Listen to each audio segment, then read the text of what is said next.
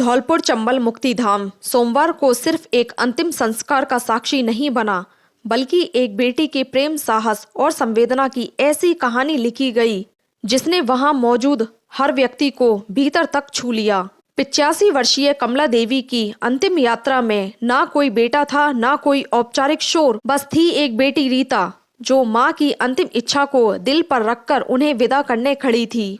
जीवन ने कमला देवी को कई दुख दिए, लेकिन बेटियों का साथ उनके लिए सबसे बड़ा संबल रहा।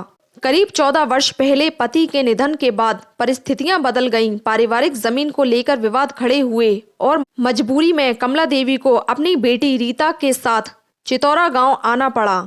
बीते 5 वर्षों से वे अस्वस्थ थीं। चारपाई ही उनका संसार बन गई थी, लेकिन बेटियों की सेवा, दुलार और अपनापन कभी कम नहीं हुआ। हर दिन बेटियां मां के पास बैठकर उनके दर्द को अपना दर्द बना लेती थीं।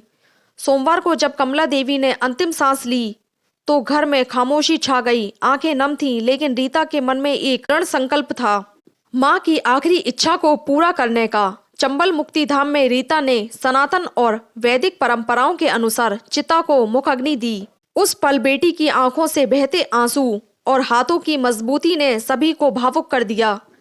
रीता ने कहा कि मां का उनसे विशेष लगाव था और मां चाहती थी कि अंतिम विदाई वही दें। मां की इस इच्छा को निभाना उनके लिए कोई औपचारिक रस्म नहीं, बल्कि जीवन का सबसे बड़ा कर्तव्य था। आगे भी सभी क्रियाक्रम वैदिक रीति से संपन्न किए जाएंगे। यह कहानी दर्द की नहीं, उस गहरे एहसास की है जो रिश्तों को शब्दों से नहीं, भावनाओं से जोड़ता है। चंबल मुक्तिधाम में उस दिन यह साबित हो गया कि सच्ची संतान वही होती है जो अंत तक साथ निभाए, चाहे वह बेटा हो या बेटी। बोलो। मेरा नाम रीता है, औड़ेला की रहने वाली हूँ। चितौरा ससुराल है, चितौरा में ब्याही थी। पति का नाम विनीत कुमार शर्मा है। माँ मेरी शादी करी थी तो मेरे से ज़्यादा प्रेम करती थी, तो मेरे ही साथ रहना चाहती थी वो।